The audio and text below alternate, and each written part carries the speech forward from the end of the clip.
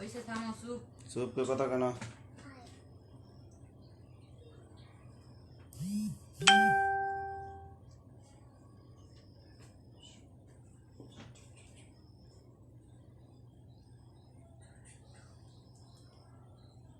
সবুজ টিপ দেন, লাইট চলে দেন।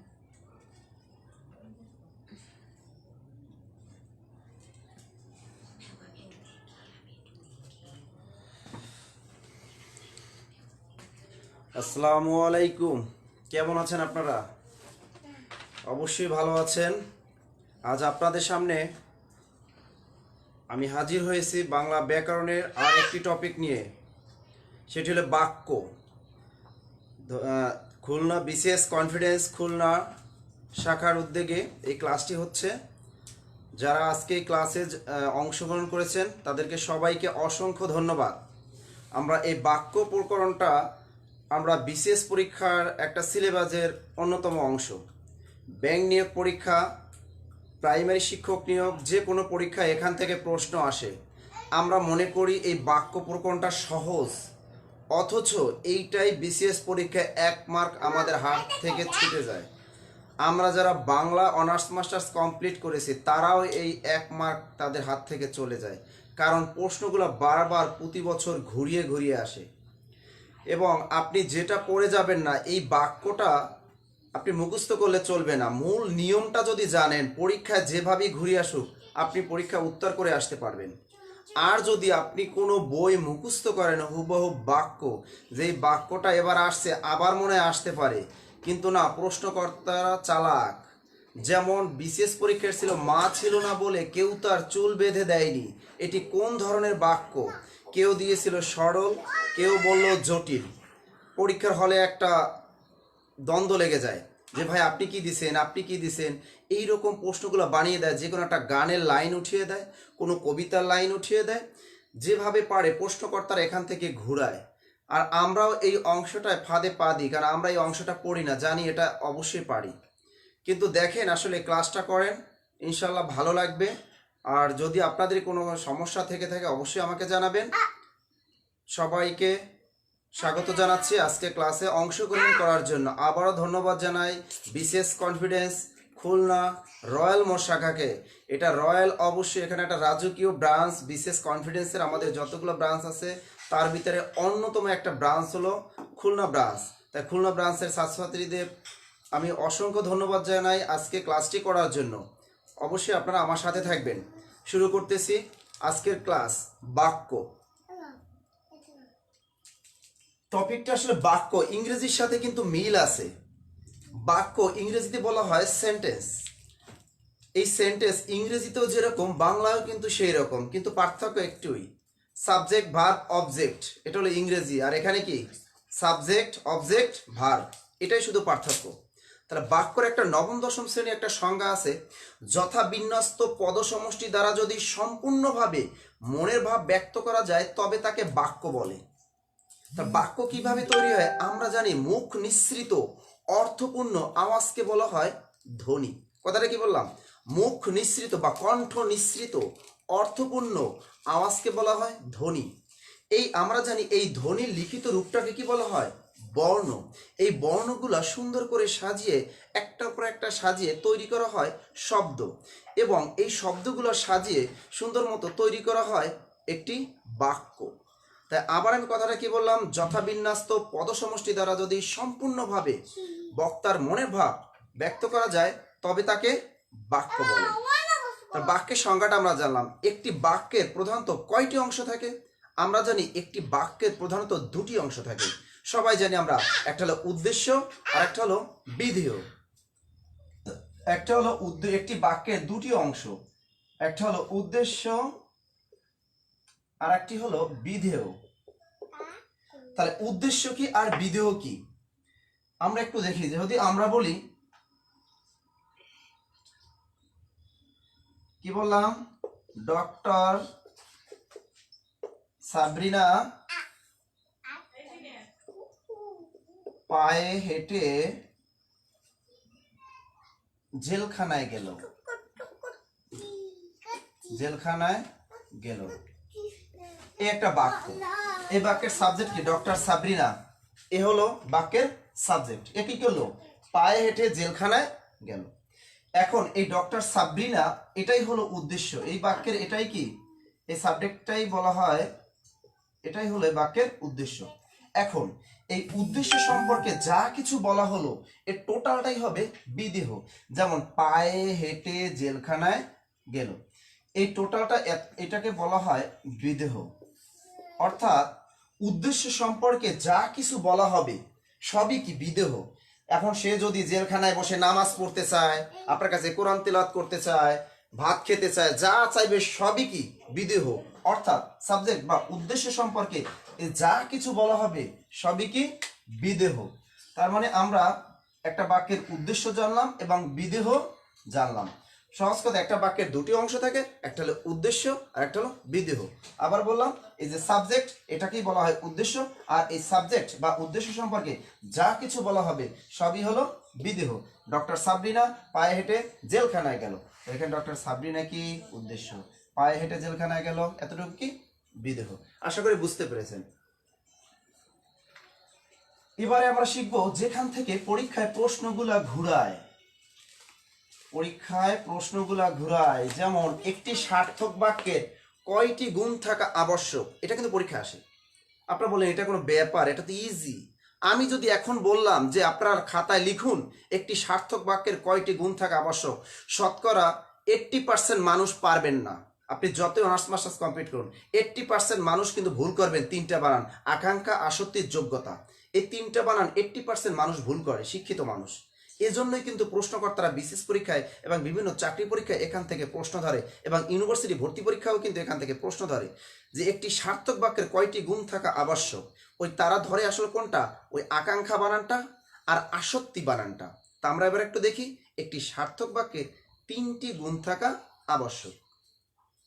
এক নম্বরে হলো আকাঙ্ক্ষা।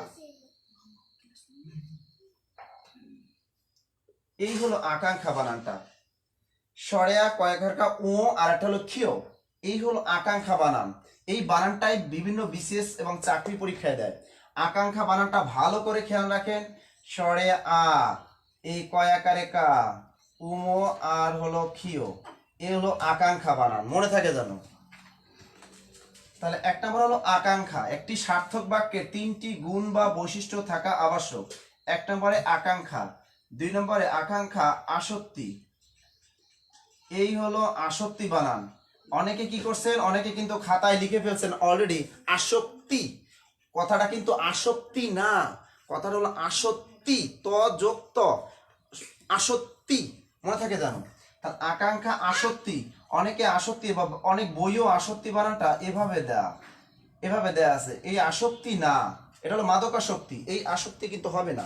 তাহলে এটা হবে কি? আসক্তি। এই বানানটাই কিন্তু আমাদের পরীক্ষায় দেয়। এজন্য বললাম এই বানান দুটো ভালো করে খেয়াল রাখেন। আকাঙ্ক্ষা, আসক্তি, আর একটা হলো যোগ্যতা। এই যোগ্যতাটা আমরা সবাই বানানটা পারি, এই জন্য এই বানানটা কোনো পরীক্ষায় দেয় না।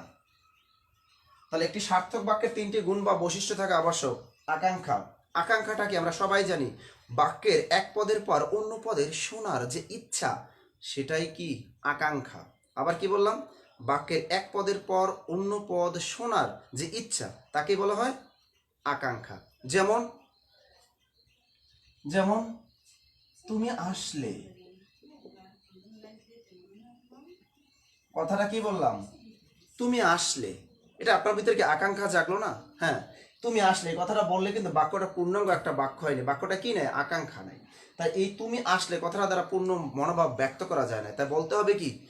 তুমি আসলে আমি তোমাকে থাপ্পড় মারবো। কি বললাম? যে তুমি আসলে আমি তোমাকে থাপ্পড় মারবো, পুরো একটা বাক্য হয়ে গেল। আর যদি বলতে পারেন তুমি আসলে আমি তোমাকে পিঠা খাওয়াবো, যাই কিছু বলতে পারেন, তাহলে কিন্তু পুরো একটা বাক্য হলো।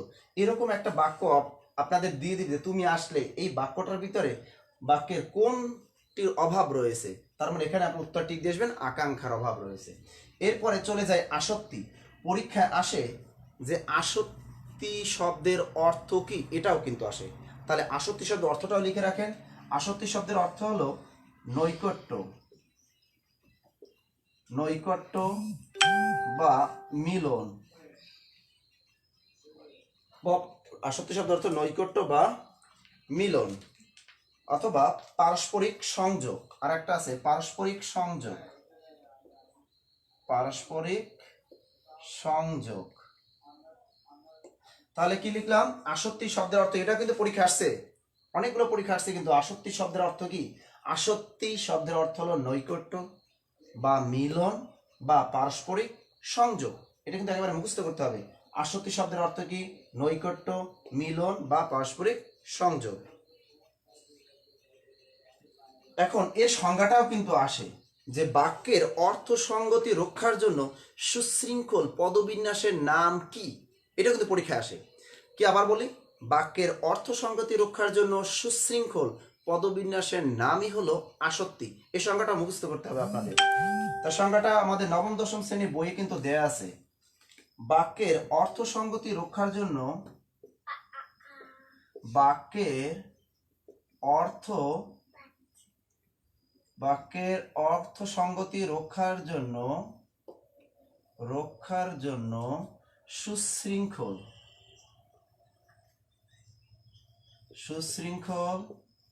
পদবিন্যাসের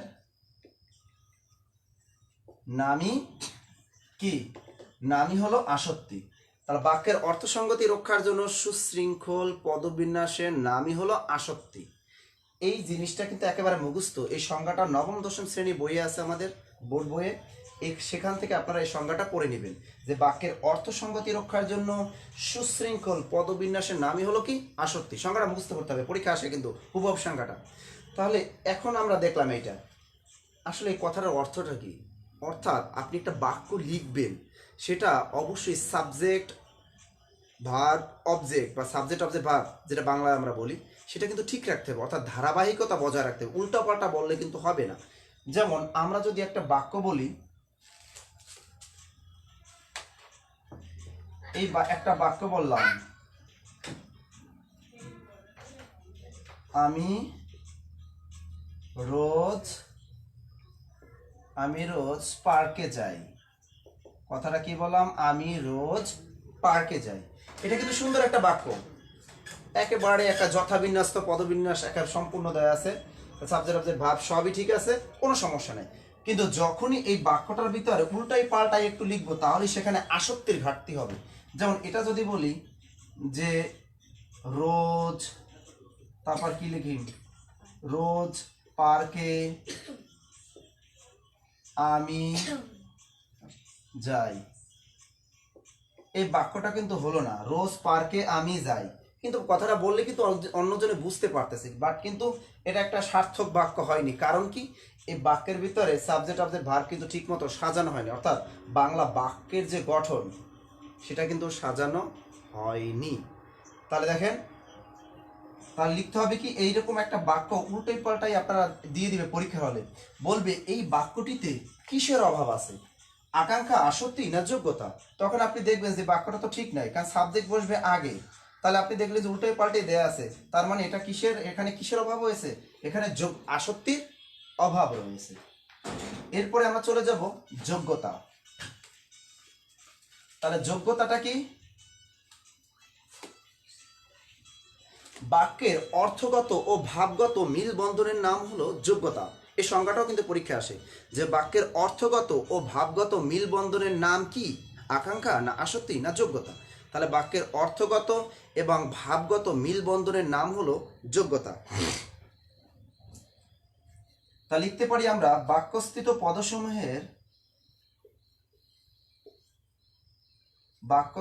পদসমূহের অর্থগত ও ভাবগত মিল বন্ধনের নাম যোগ্যতা। এই সংজ্ঞাটাও কিন্তু আমাদের মুখস্থ করতে হবে। এটাও কিন্তু পরীক্ষা আসে, বাক্যের অর্থগত ও ভাবগত মিল বন্ধনের নাম কি? এটা কিন্তু পরীক্ষা আসে। তার মানে এটা আপনাদের মুখস্থ করতে হবে, নবম দশম শ্রেণী বইটা পড়লেই হবে। বাক্যস্থিত পদসমূহের অর্থগত ও ভাবগত মিল বন্ধনের নাম যোগ্যতা।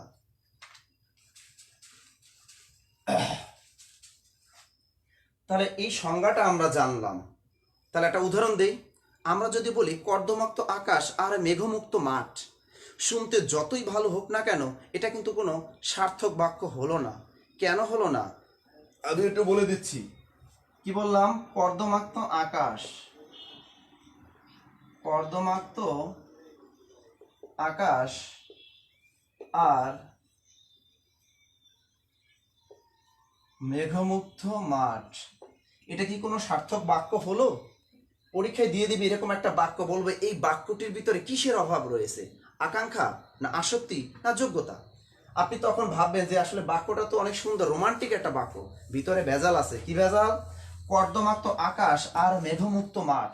কর্দম আকাশ কি কখনোই কর্দমাক্ত হতে পারে? দেখেছেন? হতে পারে না। আর মেঘমুক্ত মাঠ কি হতে পারে? মেঘ কি মাঠে হয়? হয় না। তার বাক্যটা হয়নি। এই বাক্যটা কিসের অভাব আছে? এই বাক্যটার যোগ্যতার অভাব আছে। তাই বাক্যটা কিভাবে লিখতে হবে? এই বাক্যটা লিখতে হবে কর্দমাক্ত মাঠ আর মেঘমুক্ত আকাশ। সার্থক একটা বাক্য কিন্তু হয়ে গেল। আপনি অবশ্যই এভাবে লিখবেন।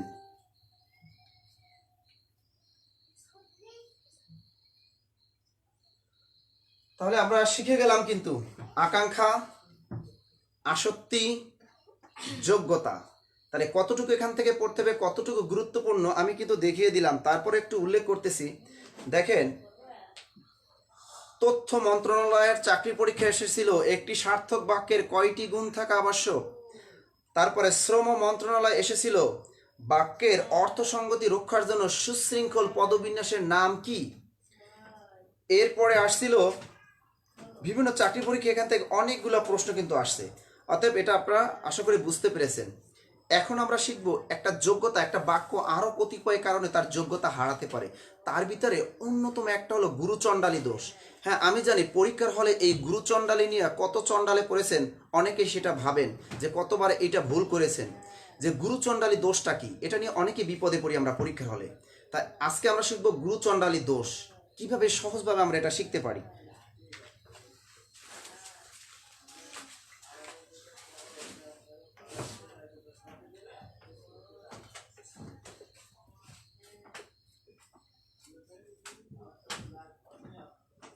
গুরুচণ্ডালী দোষ। এই গুরুচণ্ডাল জিনিসটা কি? এটা হলো, মনে রাখবেন, তৎসম শব্দের সাথে দেশি শব্দের মিশ্রণ, অথবা দেশি শব্দের সাথে তৎসম শব্দের মিশ্রণ, অথবা সাধু ভাষার সাথে চলিত ভাষার মিশ্রণ কি বলা হয়? গুরুচণ্ডালী দোষ।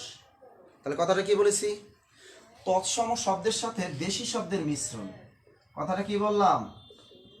তৎসম শব্দের সাথে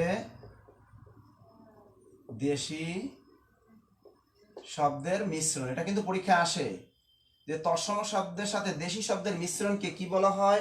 গুরুচণ্ডালী দোষ। অথবা সাধু ও চলিত ভাষার মিশ্রণ, অথবা সাধু ও চলিত ভাষার মিশ্রণ। এই সাধু ও চলিত ভাষার যদি আমরা মিশ্রণ করে ফেলি তাহলে সেখানে গুরুচণ্ডাল এসে হাজির হয়ে যাবে। আর তৎসম শব্দের সাথে দেশি শব্দ, অথবা এই দেশি শব্দের সাথে তৎসম শব্দ যদি মিল করে ফেলি তাহলে গুরুচণ্ডালী হয়ে যাবে। তাহলে গুরুচণ্ডালী হবে না কোথায়? হ্যাঁ, আপনি পয়েন্ট মনে রাখবেন যে হয় আপনি দুয়োটাই সাধু শব্দ ব্যবহার করবেন, না হয় দুয়োটাই আপনি চলিত শব্দ ব্যবহার করবেন, অথবা হয় আপনি দুয়োটাই দেশি শব্দ ব্যবহার করবেন, না হয় দুয়োটাই আপনি তৎসম বা সংস্কৃত শব্দ ব্যবহার করবেন। কিন্তু আপনি একটা সংস্কৃত শব্দ আর একটা আমাদের বাঙালি শব্দ মিক্স করে কথা বলবেন, তাহলে হবে না। তাহলে সেখানে কি হবে? গুরুচণ্ডালী দোষ হবে। আমরা একটু বিস্তারিত দেখছি।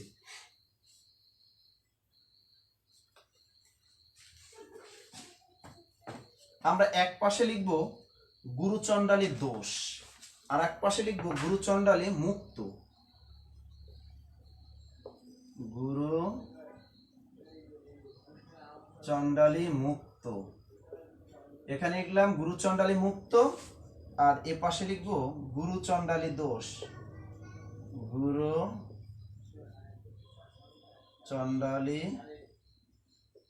দোষ। তাহলে দুই পাশে দুইটা জিনিস আমরা লিখবো, একটা হলো গুরুচণ্ডালী মুক্ত, আর একটা হলো যুক্ত বা দোষ, অর্থাৎ এটা হলো ভুল আর এই পাশটা শুদ্ধ বাক্য। আমরা যদি বলি গরুর শকট, আমরা যদি বলি গরুর শকট, কি বললাম? গরুর শকট, গরুর শকট, সব পোড়া, সব, আপনার কি বললাম? সব পোড়া। এরপরে বললাম মরা দাহ, এরপর বললাম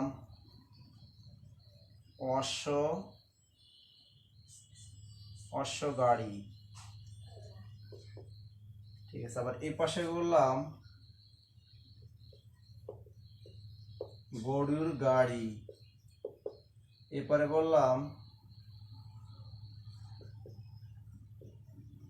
সব দাহ, এরপরে বললাম মরা পোড়া, মরা পোড়া, এরপরে বললাম অশ্ব শকট, এরপরে বললাম ঘোড়া গাড়ি। এই শব্দগুলো আমরা একটু দেখার চেষ্টা করি।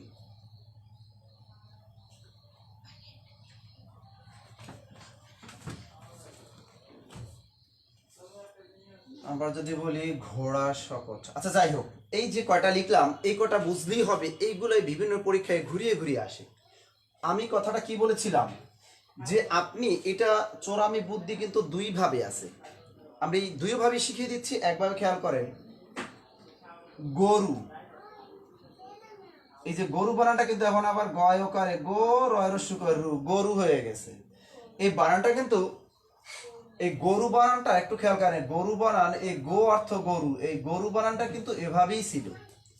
আমরাই কিন্তু এটাকে ভুল করে লিখতাম এই গ রু, এটা হবে না, হবে গয় ওকারে গো রয় রস্যুকার রু, গরু, ঠিক আছে। গো থেকে গরু। আমরা কিন্তু একটা জিনিস, স্যার এই গরু বানাতে আমরা এভাবেই লিখে আসছি, হ্যাঁ, কিন্তু আপনি কি কখনো গরু বলেন? গরু উচ্চারণটা কিন্তু গরু, গরু, গরু না, কিন্তু অনেকে আমরা কি বলি নাকি গরু, গরু, গরু না, কিন্তু উচ্চারণটা কি গরু। তাহলে গরু উচ্চারণটা কিন্তু তাহলে গই আসে, তার মানে বাংলা একাডেমি কিন্তু উচ্চারণ অনুসারে আমাদেরকে শিখাচ্ছে। তাহলে গরু বানানটা কিন্তু এভাবেই হয়। আবার অনেকে কিন্তু কনফিউশন থাকে, স্যার এই যে ঠেলা গাড়ি, আপনি কি কখনোই ঠেলা গাড়ি বলেন নাকি? উচ্চারণটা কিন্তু করেন কি ঠেলা গাড়ি। হ্যাঁ, এই উচ্চারণ অনুসারী বাংলা একাডেমি বলে দিয়েছে যে ঠেলা গাড়ি বানানটা এখন থেকে ঠেলা গাড়ি দিয়ে লিখতে হবে, কারণ ওটা কিন্তু ঠেলা লাগে, এই জন্য এটাকে কি বলে ঠেলা গাড়ি। এই ঠয়জা ফলা আকার, লয় আকারে লা, গয় আকারে গা, ডয় শুনে, এটা আর একটা বাংলা বানানের নিয়মে আর একটা ক্লাস নিয়ে আপনাদেরকে বুঝিয়ে দিব। যাই হোক, আমরা এবারে দেখি একটু গুরুচণ্ডালীর দোষ। তাহলে গরুর শকট, এই গরু কিন্তু দেশি শব্দ, এই গরুটা কি শব্দ? এই গরুটা কিন্তু দেশি শব্দ। তাহলে শকটটা কি? এটাই হলো তৎসম বা সংস্কৃত শব্দ, এটা হলো তৎসম শব্দ। তাহলে এটা কি লিখলাম? গরু হলো দেশি শব্দ, শকট হলো কি তৎসম শব্দ। আবার দেখেন সব কি, এটাও কিন্তু তৎসম শব্দ। এই পোড়াটা কি? এটা হলো দেশি শব্দ। আবার দেখেন মরা কি? মরা হলো দেশি শব্দ।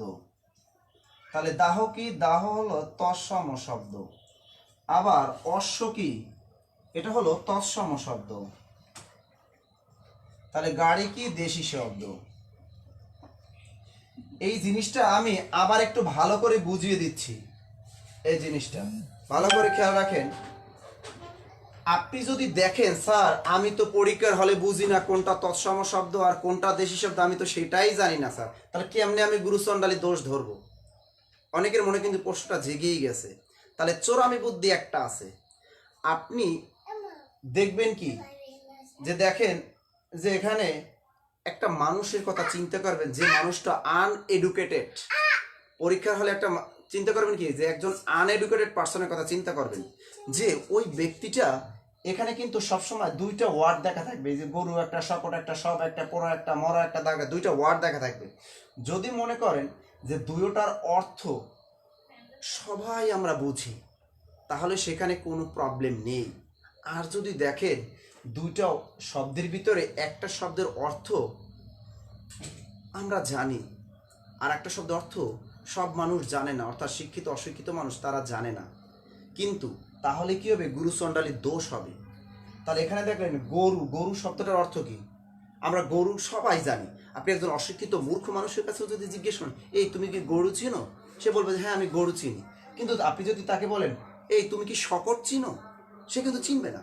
একজন অশিক্ষিত মানুষ বলে, এই চলো আমরা শকটে যাই, কিন্তু সে শকটটা কিন্তু সে বুঝবে না।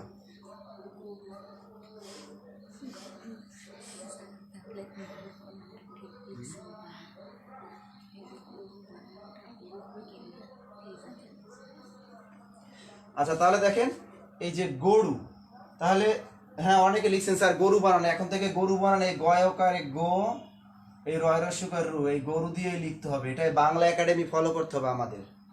এখন আর বাংলা একাডেমির বাইরে যাওয়া যাবে না, এই বানানটা এভাবেই ছিল। আমরা এই গরু বানানটা গরু বানাই ফেলাইছি, আসলে গরু না, উচ্চারণটা গরু। তাহলে গরুর শকট। আপনি দেখেন আমরা গুরুচণ্ডালীর দোষটা ধরার চেষ্টা করতেছি। দেখেন গরু শব্দের অর্থ সবাই জানে, শিক্ষিত অশিক্ষিত সবাই জানি আমরা গরু শব্দের অর্থটা, কিন্তু শকট অর্থটা কি আমরা জানি? এটা কিন্তু অর্থটা কিন্তু সবাই আমরা জানি না। আপনি শিক্ষিত, আপনি জানেন হয়তো শকট অর্থ গাড়ি, কিন্তু একজন অশিক্ষিত মানুষ সে কি জানে? জানে না। তার মানে এখানে ভেজাল। তার মানে এখানে কি হলো? গুরুচণ্ডালীর দোষ। তার মানে একটা সহজ ওয়ার্ড আর একটা কঠিন ওয়ার্ড, এটা যদি দেখেন তাহলে সেটা গুরুচণ্ডালীর দোষ। তাহলে এই গরু হলো আমাদের দেশি শব্দ আর শকট হলো তৎসম শব্দ। এই দেশি শব্দের সাথে তৎসম শব্দ মিশ্রণ ঘটে গেল, তার মানে এটাই হলো গুরুচণ্ডালীর দোষ। এবার পরের ওয়ার্ডটা চলে যাই, সব পোড়া। আপনি দেখেন সব অর্থ কি সবাই জানে? সব, এই সব অর্থ কি আপনি হয় না হয় জানেন, একজন অশিক্ষিত মানুষকে জানেন যে সব অর্থ কি? সে কিন্তু জানবে না। আবার পোড়া অর্থ কি? মানে পুড়ে যাওয়া, এটা কিন্তু একজন অশিক্ষিত মানুষ অনায়াসে জানবে যে পোড়া মানে পুড়ে যাওয়া, আগুনে পুড়ে যাওয়া। তার মানে একটা কঠিন ওয়ার্ড আর একটা সহজ ওয়ার্ড, এখানেও ভেজাল আছে, গুরুচণ্ডালীর দোষ। তার মানে সব হলো তৎসম শব্দ, পোড়া হলো দেশি শব্দ। আবার দেখেন মরা, মরা অর্থ সবাই জানে, শিক্ষিত অশিক্ষিত, কিন্তু দাহ অর্থ কি সবাই জানি? আমরা সবাই জানি না, তার মানে এটা কঠিন ওয়ার্ড, এটা অর্থ জানি না সবাই। তার মানে এটা হলো তৎসম শব্দ আর মরা হলো দেশি শব্দ, এটাও গুরুচণ্ডালী দোষ। এবারে অশ্ব গাড়ি, সবাইকে আমরা জানি অশ্ব শব্দের অর্থ কি জানি? সবাই কিন্তু আমরা জানি না। অশিক্ষিত মানুষ কিন্তু সে বলতে পারবে না যে অশ্ব শব্দের অর্থটা কি। তাহলে এই কঠিন ওয়ার্ড, তার মানে এটা তৎসম শব্দ। আর গাড়ি অর্থ আমরা সবাই জানি, তার মানে গাড়ি হলো দেশি শব্দ, এই জন্য এগুলো হলো গুরুচণ্ডালী দোষ। এবারে চলে যায় গুরুচণ্ডালী মুক্তের কাছে। এখানে দেখেন আছে গরুর গাড়ি। হ্যাঁ, এই গরু শব্দের অর্থ কিন্তু আমরা সবাই জানি, শিক্ষিত অশিক্ষিত সবাই বলতে পারবো গরু মানে কি। আর এই গাড়ি অর্থ কিন্তু আমরা সবাই জানি, তার মানে দুটোটাই হলো সহজ ইজি ওয়ার্ড, কোনো প্রবলেম নেই এখানে। তার মানে দুটোটাই হলো দেশি শব্দ। এই গরু হলো আমাদের দেশি শব্দ আর এই গাড়ি হলো আমাদের দেশি শব্দ, তার মানে এটাকে কোনো গুরুচণ্ডালী এর ভিতরে নেই, তার মানে এখানে গুরুচণ্ডালী মুক্ত। আবার দেখেন এখানে আছে সব, এখানে আছে দাহ। আমরা কি সব অর্থ জানি? জানি না, সবাই কিন্তু জানি না। দাহ অর্থ জানি, তাও কিন্তু অশিক্ষিত মানুষ বলতে পারবে না। তার মানে এখানে দুটোটাই কঠিন ওয়ার্ড, সবও কঠিন ওয়ার্ড, দাহও কঠিন ওয়ার্ড। তার মানে এটা হলো তৎসম শব্দ আর দাহ হলো তৎসম শব্দ, তার মানে এখানে গুরুচণ্ডালী মুক্ত। হয় দুটোটাই কঠিন ওয়ার্ড হতে হবে, না হয় দুটোটাই ইজি ওয়ার্ড হতে হবে, সেটাই কি গুরুচণ্ডালী মুক্ত। আবার দেখেন মরা, মরা ইজিলি আমরা সবাই জানি মরা শব্দের অর্থ কি, শিক্ষিত অশিক্ষিত। তাই মরা এটা কি? দেশি শব্দ। আবার পোড়া কি? সবাই জানে আগুনে পুড়ে যাওয়া, তার মানে এটাও দেশি শব্দ। তার মানে এখানে কোনো প্রবলেম নেই, দুটো দেশি শব্দ ব্যবহার করেছি আমরা, আর উপরেরটা দুইটাই তৎসম শব্দ ব্যবহার করি, তার মানে কোনো প্রবলেম নেই। অশ্ব শকট, অশ্ব অর্থ শিক্ষিত অশিক্ষিত কেউই মানে শিক্ষিত মানুষ জানে, অশিক্ষিত বলতে পারি না। শকট অর্থ আমরা সবাই জানি না, তার মানে এই শকটও হলো তৎসম শব্দ, অশ্ব হলো তৎসম শব্দ, তার মানে এখানেও গুরুচণ্ডালী মুক্ত। আবার দেখেন ঘোড়া অর্থ আমরা সবাই জানি, গাড়ি অর্থ আমরা সবাই জানি, ঘোড়াও কি? দেশি শব্দ আর গাড়ি হলো দেশি শব্দ, তার মানে এখানে কোনো ভেজাল নেই। তাহলে আমরা শিখতে পারলাম যে যদি আপনি দেখেন যে দুইটার ভিতরে কঠিন ওয়ার্ড মানে দুইটাই তৎসম শব্দ আছে, সেখানে গুরুচণ্ডালী মুক্ত। আর যদি দেখেন দুইটাই ইজি ওয়ার্ড আছে, সহজ শব্দ বা দেশি শব্দ আছে, তাহলে সেখানে কোনো সমস্যা নেই, অর্থাৎ গুরুচণ্ডালী মুক্ত। আর এই পাঁচটা হলো গুরুচণ্ডালী যুক্ত বা দোষ। আশা করি অংশটা সবাই বুঝতে পারছেন। তারপর যদি আপনারা না বুঝেন আমার মেসেঞ্জারে নক করেন, বুঝিয়ে দিব।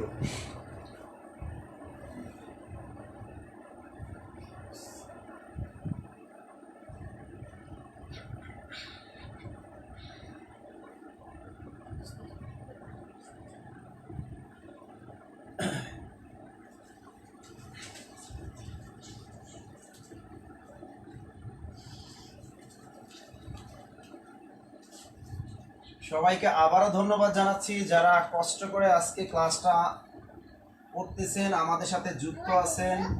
কারণ এটাই কিন্তু চালাকি বুদ্ধি। অনেকে কিন্তু আছে যে তারা ক্লাস করে না, ফাঁকি দিতেছে, কিন্তু হঠাৎ করে পরীক্ষাগুলো নিয়ে নিবে। করোনা আজীবনও থাকতে পারে, তার বলে কি আমাদের জীবন থেমে থাকবে না?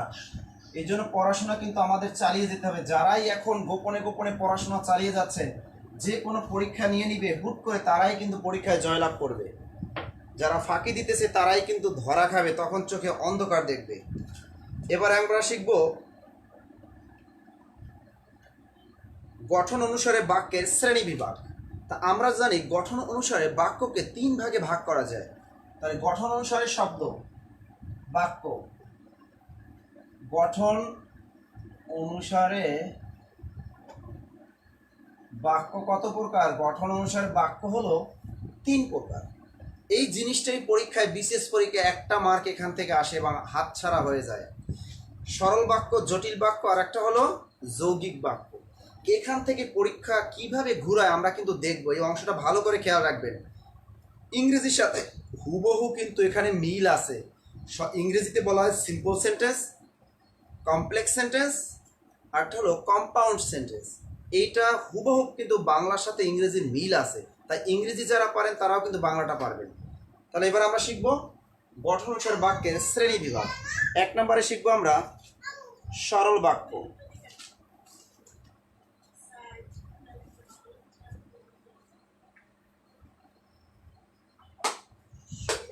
Simple sentence.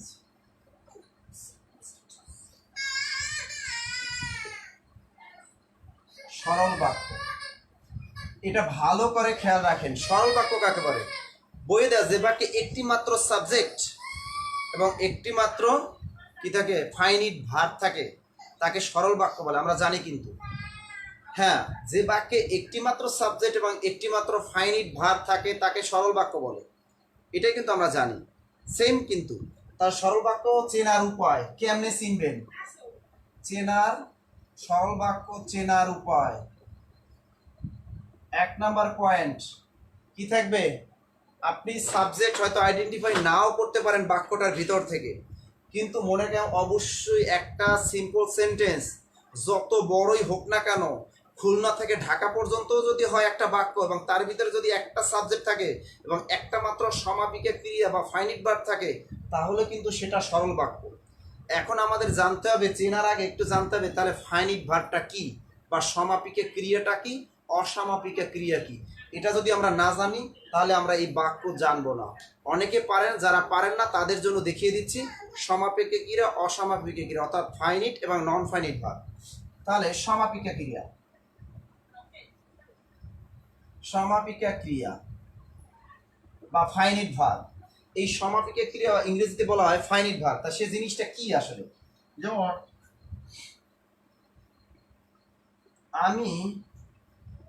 আমি আম খাবো, আমি আম খাবো, একটা বাক্য। আমি আম খাবো, এই বাক্যটার ভিতরে ভাত কোনটা? খাওয়া। এই খাবো এটা হলো ভাত, এই বাক্য এটা হলো ভাত। এই বাক্যটা দ্বারা কি বক্তার মনোভাব পরিপূর্ণভাবে কিন্তু একেবারে সমাপ্ত হয়ে গেছে। অর্থাৎ এই ভাত দ্বারা বাক্যটা কিন্তু সমাপ্তি ঘটেছে, এরপর আর কোনো কিছু শোনার ইচ্ছা জাগে না। যেমন আমি আম খাবো, বাক্যটা কিন্তু কমপ্লিট। তার মানে এই খাবো হলো ভাতটা, এটা কি বলা হয়? সমাপিকা ক্রিয়া। অর্থাৎ এই ক্রিয়াটা দ্বারা বাক্যের অর্থ পরিপূর্ণভাবে সমাপ্ত ঘটেছে, এই জন্য এটাকে বলা হয় সমাপিকা ক্রিয়া। তাহলে অসমাপিকা ক্রিয়াটা কি? এবার আমরা শিখবো অসমাপিকা ক্রিয়া। তাহলে অসমাপিকা ক্রিয়া কোনটা? এই বাক্যটাই যদি আমি লিখি আমি আম খেয়ে, কথাটা কি বললাম? আমি আম খেয়ে।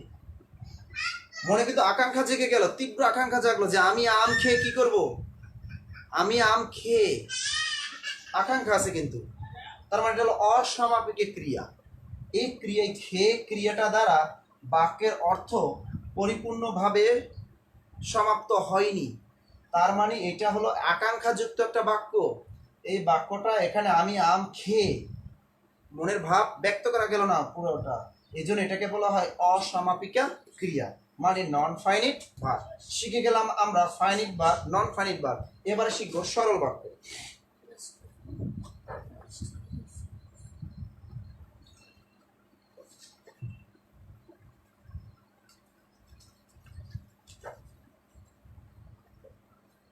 তাহলে সরল বাক্য চেনার উপায় কি? অবশ্যই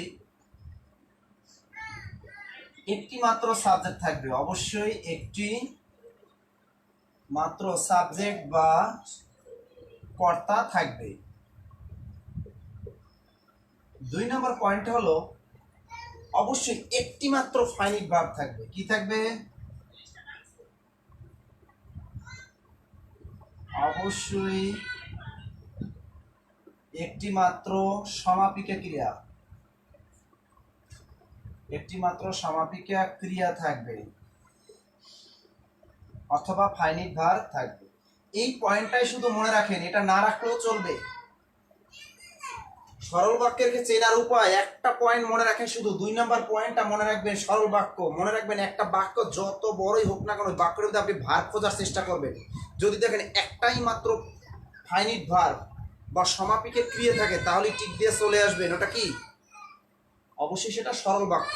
এই একটা সরল বাক্যের ভিতরে নন ফাইনিট ভার্ব বা অসমাপিক ক্রিয়া অনেকগুলো থাকতে পারে, ওগুলো দেখার বেল নেই।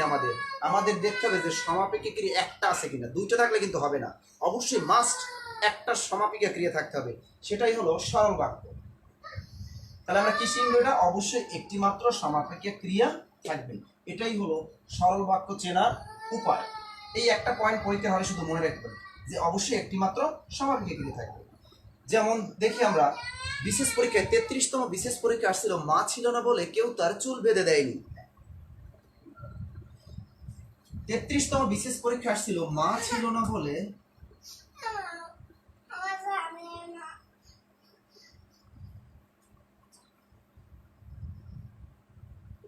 কেউ তার চুল বেঁধে দেয়নি। 33তম বিশেষ পরীক্ষায় একটা বাক্য, মা ছিল না বলে কেউ তার চুল বেঁধে দেয়নি।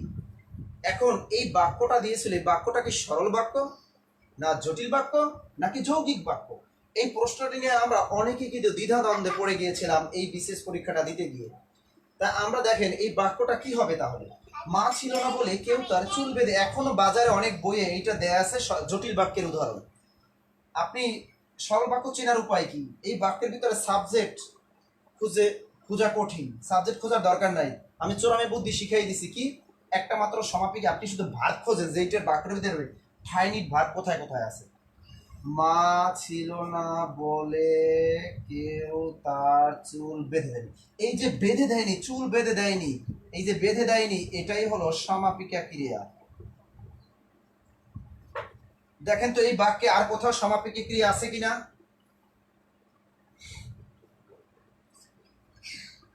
এই বাক্যে আর কিন্তু কোথাও কোনো সমাপিকা ক্রিয়া নেই, তার মানে একটা মাত্র ফাইনিট ভার্ব আছে।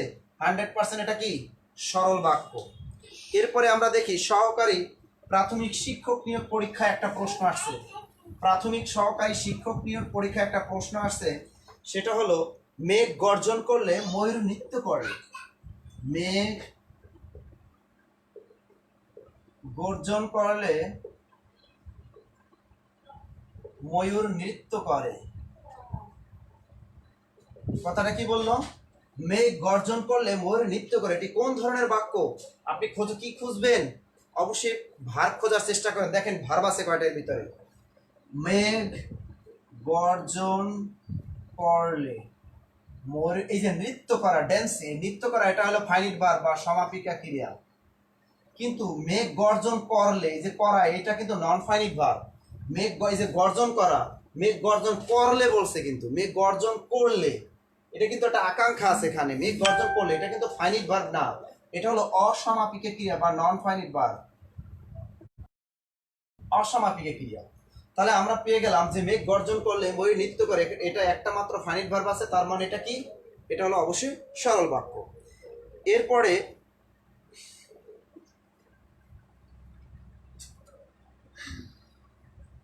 তার বয়স বাড়লেও বুদ্ধি বাড়েনি। সোনালী ব্যাংক নিয়োগ পরীক্ষা এবং প্রাথমিক সহকারী শিক্ষক নিয়োগ পরীক্ষা আসছিল, তার বয়স বাড়লেও বুদ্ধি বাড়েনি। তার বয়স বাড়লেও বুদ্ধি বাড়েনি। সোনালী ব্যাংক নিয়োগ পরীক্ষা আসছিল, প্রাইমারি শিক্ষক নিয়োগ পরীক্ষা আসছিল।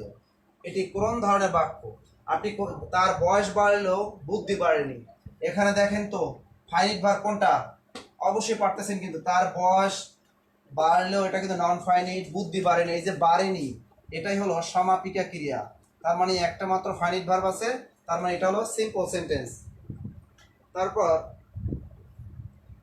বিদ্বান লোক সকলের শ্রদ্ধার পাত্র। এই যে বিদ্যা, এটা হচ্ছে এটিও নিয়ে পরীক্ষা আসছিল, বিদ্বান লোক সকলের শ্রদ্ধার পাত্র। বিদ্বান লোক সকলের শ্রদ্ধার পাত্র। এখানে বিদ্বান লোক, এখানে কিন্তু ফাইনিট ভার্ব কোথায়? ফাইনিট ভার্ব, এই যে শ্রদ্ধার পাত্র, রেসপেক্টেড পারসন, এই শ্রদ্ধার পাত্র এটাই হলো এখানে কি ফাইনিট ভার্ব, তার মানে এটাও কি সরল বাক্য। জনতা ব্যাংক নিয়োগ পরীক্ষা এসেছিল, সকল অহংকার হে আমার ডুবাও চোখের জলে। কি আসছিল? সকল অহংকার হে আমার ডুবাও চোখের জলে। সকল অহংকার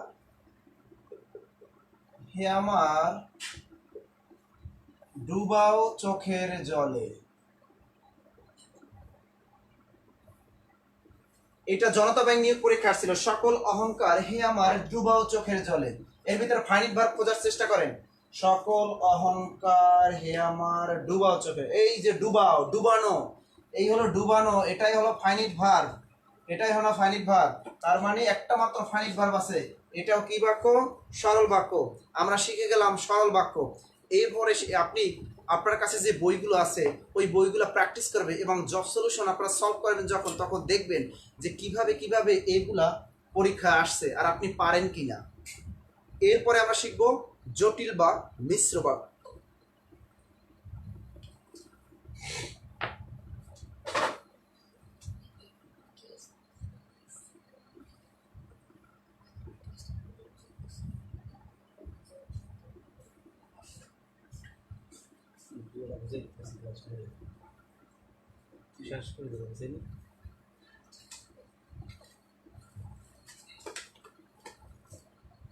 তাহলে এরপর আমরা শিখব কি জটিল বা মিশ্র বাক্য। 2 নাম্বার,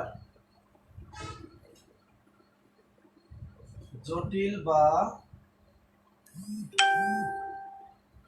মিশ্র বাক্য, এটাকে ইংরেজিতে বলা হয় কমপ্লেক্স সেন্টেন্স।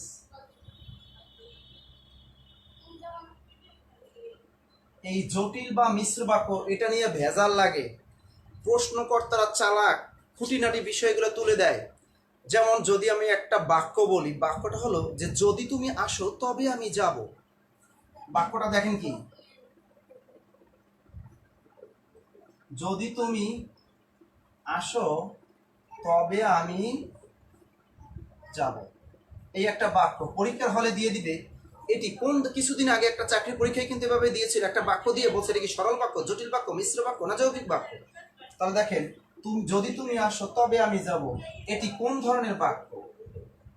এটি কোন ধরনের বাক্য? এটি কোন ধরনের বাক্য?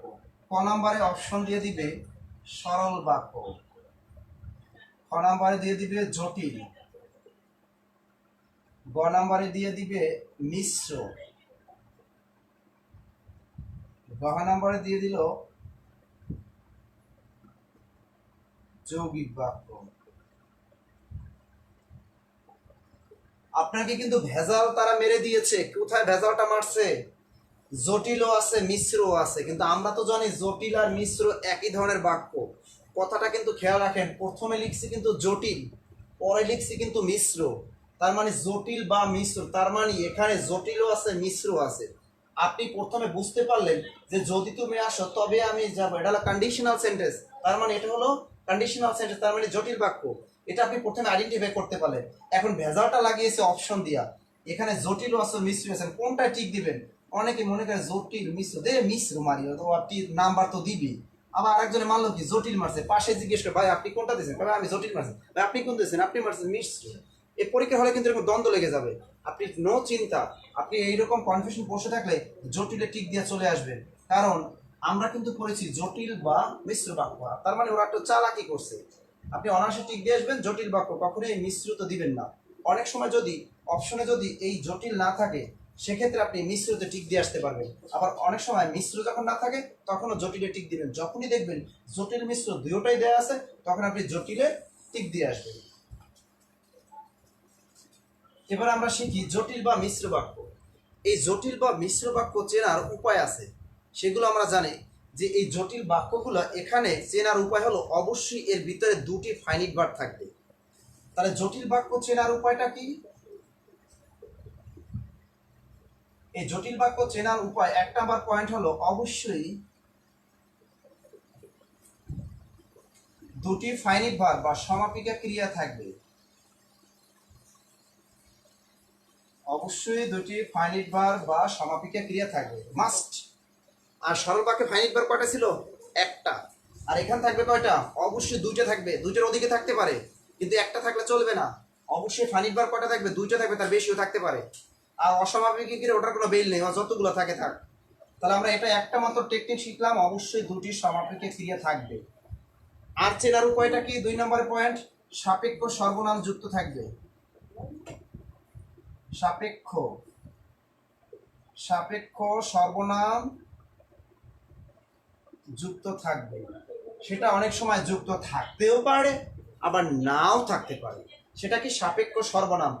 এখন দরকার স্যার সাপেক্ষ সর্বনাম কি? হ্যাঁ, ওগুলো আমি লিখিয়ে দিব, এগুলো কিন্তু মুখস্থ করতে হবে একেবারে। যে কন্ডিশনাল সেন্টেন্স যেরকম আছে ইফ দিয়ে যুক্ত, তেমনি হলো সাপেক্ষ সর্বনামও কিন্তু আমাদের বাংলায় আছে, সেগুলো আমরা লিখে দিব। তাহলে সাপেক্ষ সর্বনাম যুক্ত থাকবে সেগুলো কি?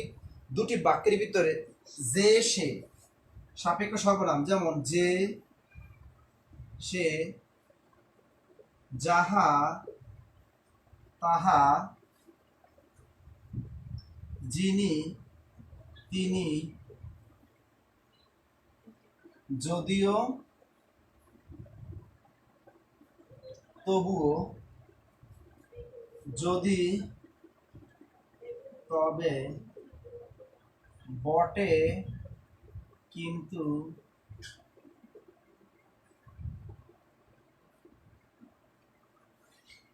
যেই না, অমনি, যেই না অমনি, যারা তারা, যারা তারা, যেই সেই, যেই সেই, যখন তখন, যখন যখন তখন, যদিও তথাপি,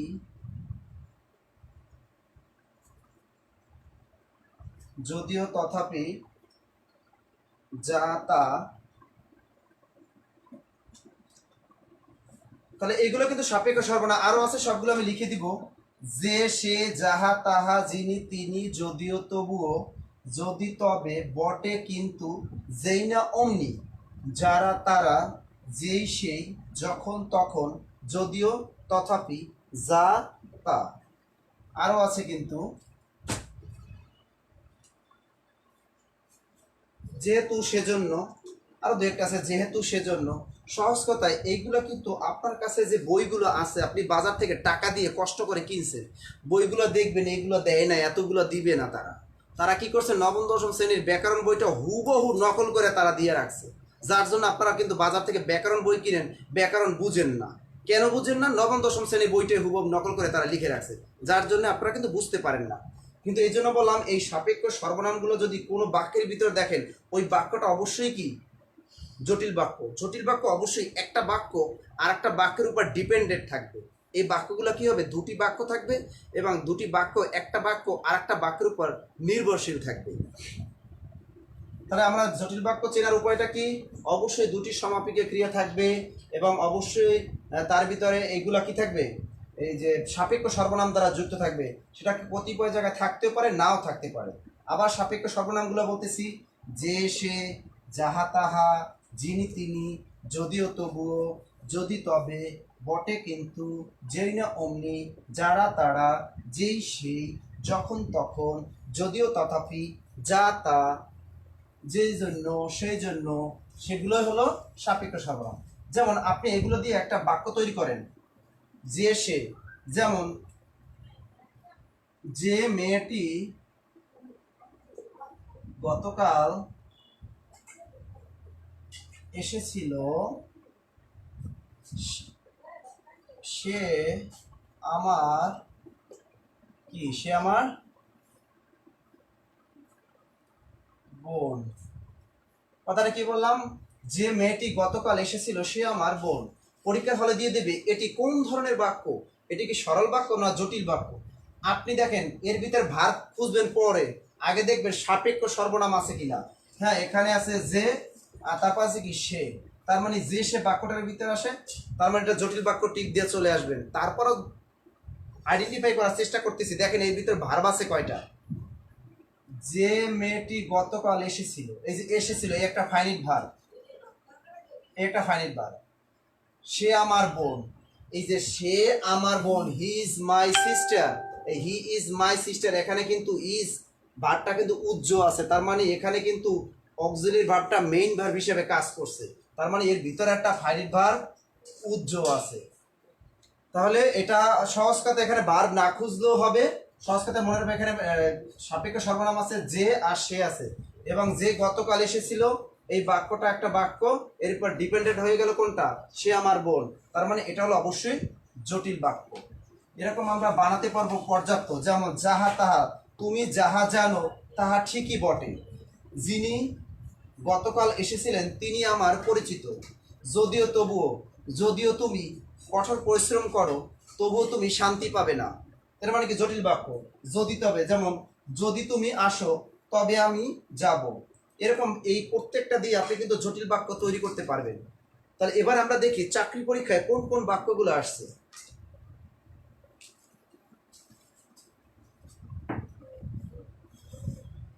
যেমন 33তম বিশেষ পরীক্ষা আসছিল একটা বাক্য, তুমি আসবে বলে হে স্বাধীনতা সখিনা বিবির কপাল ভাঙলো। এই বাক্যটা যখনই এসেছিল অনেকেই বলতেছে এটা কোন বাক্য আবার খাইছে। তাহলে কথাটা কি, বাক্যটা হলো ছিল, তুমি আসবে বলে হে স্বাধীনতা সখিনা বিবির কপাল ভাঙলো। তুমি আসবে বলে হে স্বাধীনতা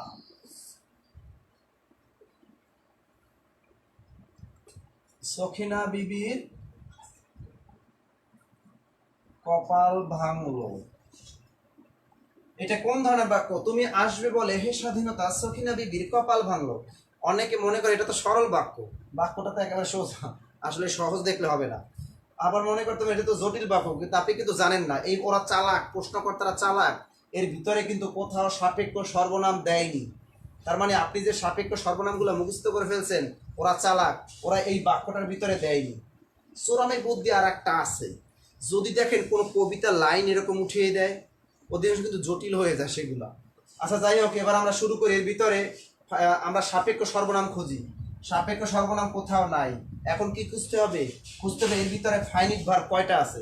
যদি এর ভিতরে ফাইনিট ভার্ব একটা থাকে তাহলে অবশ্যই এটা সরল বাক্য, আর যদি ফাইনিট ভার্ব দুইটা থাকে তাহলে সেটা কি হবে, জটিল বাক্য।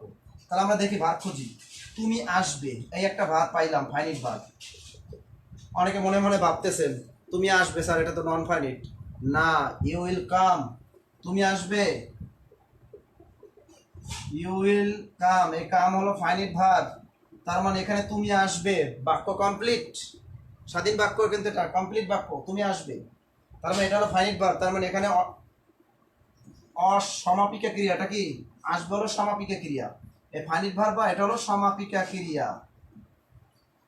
হে স্বাধীনতা সখিনা বিবির কপাল ভাঙলো, এই যে কপাল ভেঙে গেছে, কপাল যে ভেঙে গেছে এটাও কিন্তু ফাইনিট ভার্ব বা সমাপিকা ক্রিয়া। কপাল ভাঙলো, এই যে ভেঙে গেছে কপালটা, এটা কিন্তু একটা কি, ফাইনিট ভার্ব বা সমাপিকা ক্রিয়া। তার মানে এই বাক্যটার ভিতরে দুইটা ফাইনিট ভার্ব আছে 100%। এটা কোন বাক্য? জটিল বাক্য।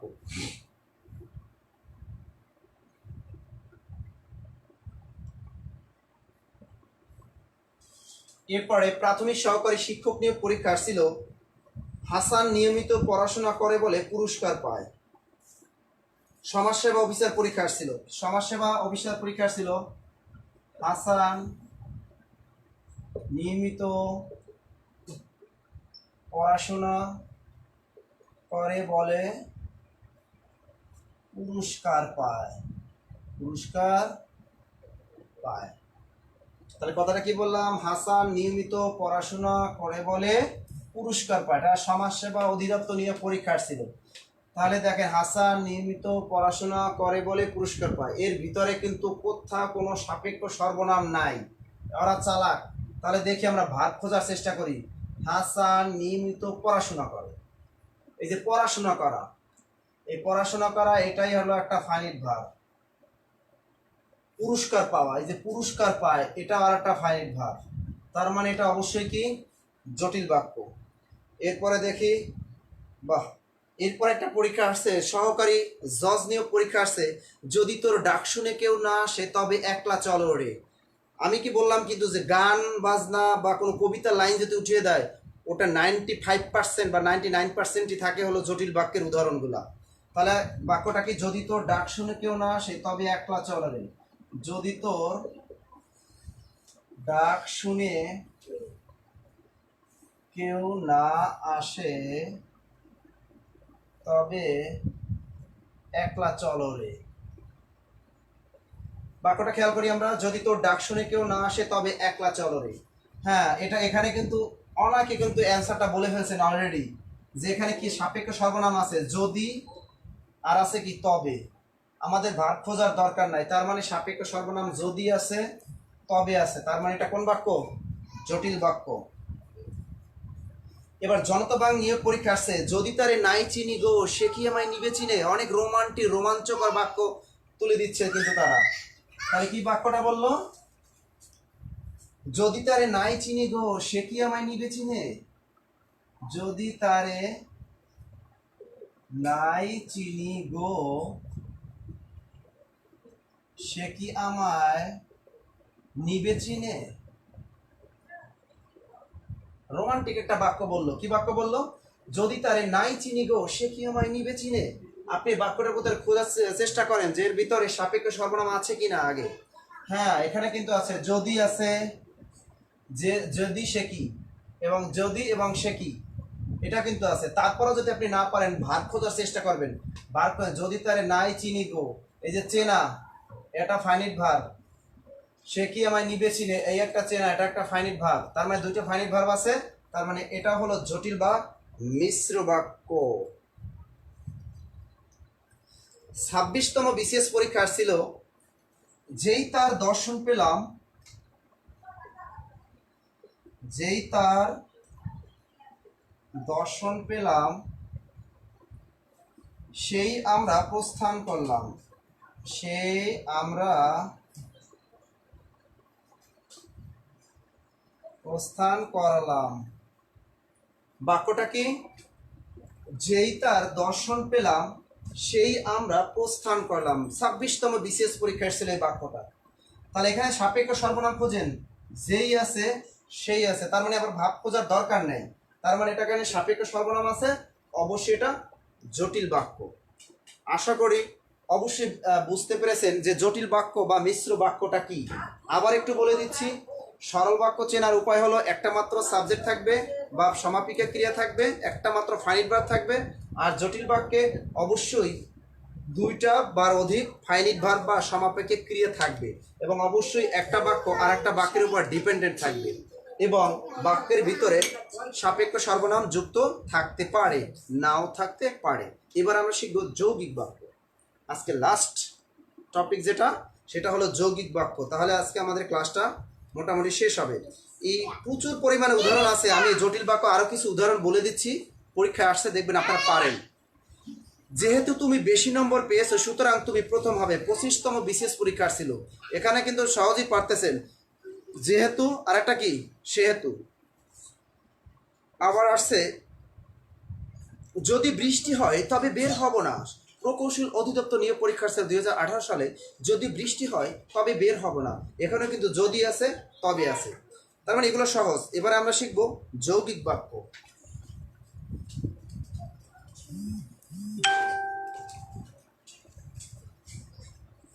লাস্ট হলো যৌগিক বাক্য।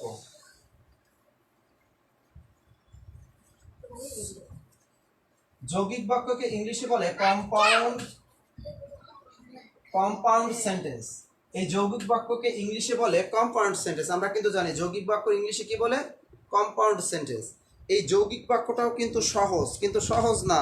মনে রাখবে যে মাঝখানে শুধু ও এবং থাকলেই হবে তা না।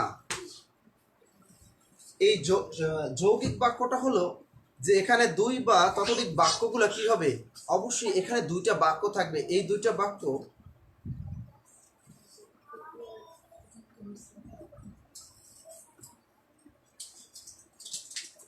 আবার একটু খেয়াল করেন, যৌগিক বাক্যটা, জটিল বাক্যটা আবার আমি রিপিট করব, তার আগে এটা একটু পড়িয়ে নিই। যৌগিক বাক্যটা কি হবে, দুইটা স্বাধীন বাক্য থাকবে, মাস্ট। যৌগিক বাক্যর অন্যতম প্রধান বৈশিষ্ট্য হলো দুটি সরল বাক্যের সাহায্যে বাক্য গঠন। এখানে এই যৌগিক বাক্যের ভিতরে অবশ্যই কি দুইটা স্বাধীন বাক্য থাকবে। এটা যৌগিক বাক্য চেনার উপায়টা হলো, চেনার 1 নম্বর পয়েন্ট হলো অবশ্যই দুটি স্বাধীন বাক্য থাকবে। অবশ্যই দুটি স্বাধীন বাক্য থাকবে। অবশ্যই দুটি স্বাধীন বাক্য থাকবে এবং কোনো বাক্য কেউ কারো উপর ডিপেন্ডেন্ট হবে না। কথাটা কি বললাম? যৌগিক বাক্য চেনার অন্যতম উপায় হলো অবশ্যই দুটো স্বাধীন বাক্য থাকবে এবং কেউ কারো উপর নির্ভরশীল হবে না। সেটার নামই কি? যৌগিক বাক্য। আর একটা পয়েন্ট হলো দুটি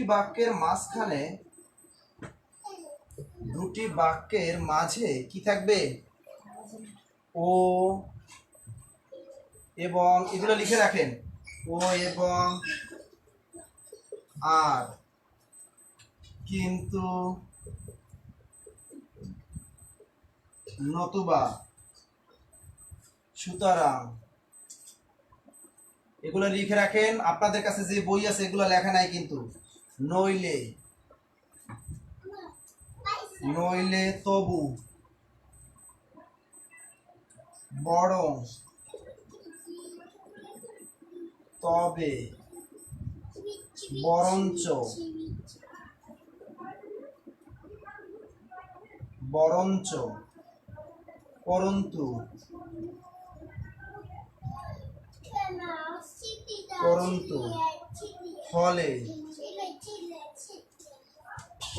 ফলে, আর একটা আছে তথাপি।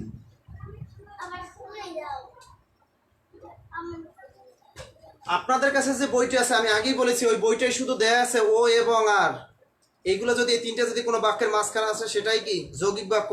প্রশ্নকর্তারাও কিন্তু চালাক, জানে পাবলিক শুধু এটাই মুখস্থ করে, কিন্তু আসলে এর ভিতরে যে এইগুলাও কিন্তু সর্বনাম পদ, এগুলাও কিন্তু থাকতে পারে। এই যে অব্যয়, এগুলোকে বলা হয় সংযোজক অব্যয়। একটা আছে কিন্তু এই সংযোজক অব্যয়গুলো কিন্তু মাঝখানে থাকে, এইগুলো মুখস্থ করতে হবে। তাহলে কি কি? ও এবং, আর, কিন্তু, নতুবা, সুতরাং, নইলে, তবু, বরং, তবে, বরঞ্চ, পরন্তু, ফলে, তথাপি। এই কয়টা মনে রাখলে, মুখস্থ করলেই হবে যে এইগুলো যদি কোনো বাক্যের মাঝখানে দেখেন এবং এক পাশের স্বাধীন পরেরটাও স্বাধীন দেখেন তাহলেই সেটা অবশ্যই যৌগিক বাক্য। এবার আমরা দেখি যৌগিক বাক্যগুলো কি কি।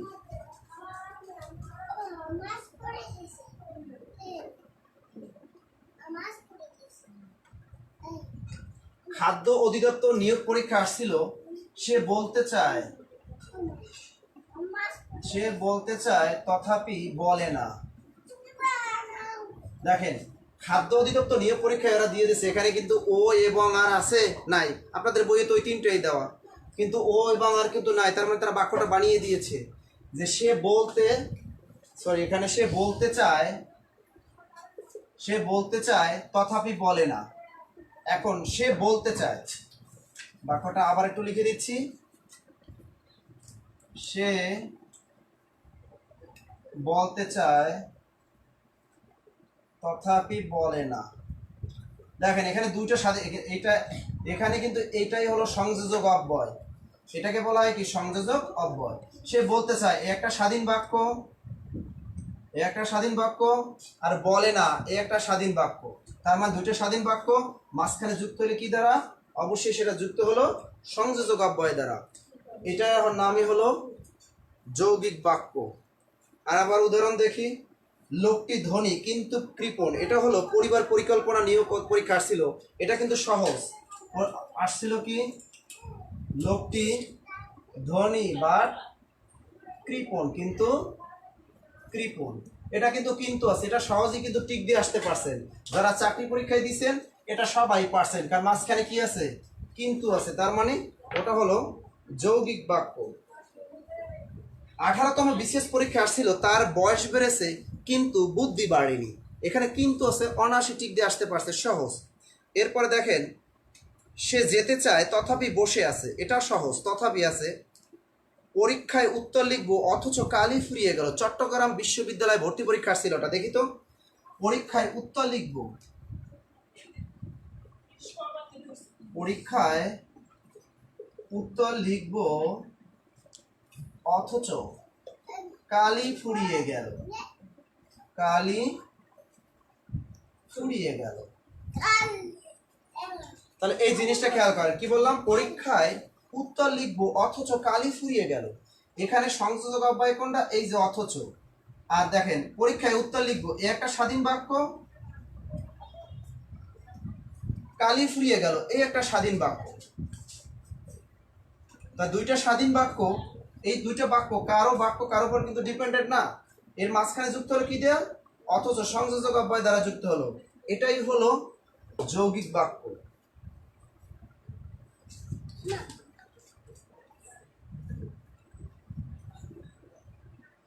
আবার একটা বাক্য দেখেন, মেঘ গর্জন করে তবে ময়ূর নৃত্য করে।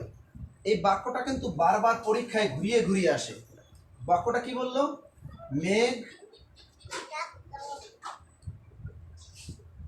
মেঘ গর্জন করে তবে ময়ূর নৃত্য করে, তবে ময়ূর নৃত্য। এই বাক্যটা কিন্তু বারবার ঘুরিয়ে আসে। দেখি আমরা, এই একটা বাক্য, আর একটা বাক্য, যদি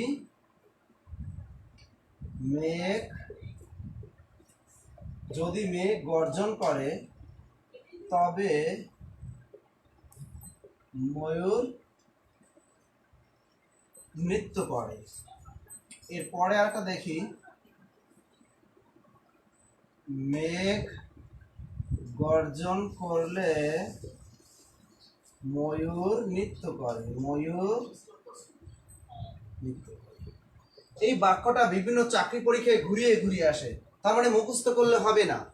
দেখি কোনটা কোন ধরনের বাক্য, মেঘ গর্জন করে তবে ময়ূর নৃত্য করে। দেখেন, মেঘ গর্জন করে একটা স্বাধীন বাক্য, একটা স্বাধীন বাক্য।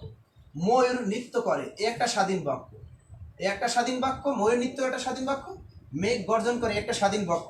মাঝখানে কি দ্বারা যুক্ত আছে, তবে একটা সংযোজক অব্যয় যুক্ত আছে। তার মানে এটা কোন বাক্য, এটা অবশ্যই হলো কম্পাউন্ড ওয়ার্ড বা যৌগিক বাক্য। এরপরে দেখেন, যদি মেঘ গর্জন করে তবে ময়ূর নৃত্য করে। এখানে যদি আছে, এখানে তবে আছে, তার মানে যদি তবে, একটা অনেকে কনফিউশন জাগতে পারে, স্যার এখানেও তবে এখানেও তবে, কিন্তু এখানে তবে কিন্তু একটা ওয়ার্ড, বাট এখানে কিন্তু এর সাথে যুক্ত আছে যদি তবে। যদি তবে হয় তাহলে সেটাকে বলা হয় সাপেক্ষ সর্বনাম। এই যদি আর তবে একসাথে থাকলে হবে, দুইটা ওয়ার্ড থাকলে হবে সাপেক্ষ সর্বনাম। আর যদি একটা থাকে এবং মাঝখানে বসে তাহলে সেটা হবে সংযোজক অব্যয়। তাহলে যদি মেঘ গর্জন করে তবে ময়ূর নৃত্য করে, তার মানে যদি তবে আছে, এটা কোন বাক্য, এটা অবশ্যই জটিল বাক্য।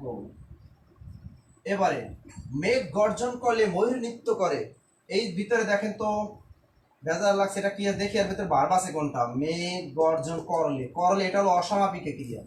এই যে নৃত্য করা, ড্যান্সিং, তার মানে একটা মাত্র ফাইনাইট ভার্ব আছে, আর এটা হলো নন ফাইনাইট ভার্ব। করলে নন ফাইনাইট ভার্ব, নৃত্য করা ফাইনাইট ভার্ব, তার মানে এটা হলো সরল বাক্য। একটা বাক্য বিভিন্ন ভাবে কিন্তু ঘুরিয়ে আসতে পারে, সেটা হলো এভাবে আমরা যদি পড়ি, ভালো করে বুঝে বুঝে যদি আমরা পড়ি, তাহলে পরীক্ষায় উত্তর করে চলে আসতে পারে। আপনি যদি এগুলো মুখস্থ করে যান, অনেকে কি করেন, মুখস্থ বিদ্যা আছে, অনেকে বিগত বছরের প্রশ্নাবলী শুধু মুখস্থ করে যান, পরীক্ষার হলে গিয়ে ভুলে যান।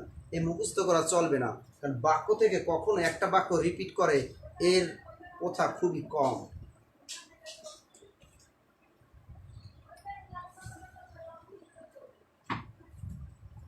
আর একটা বাক্য আসছে দেখেন, সে গান গায় আমি শুনি।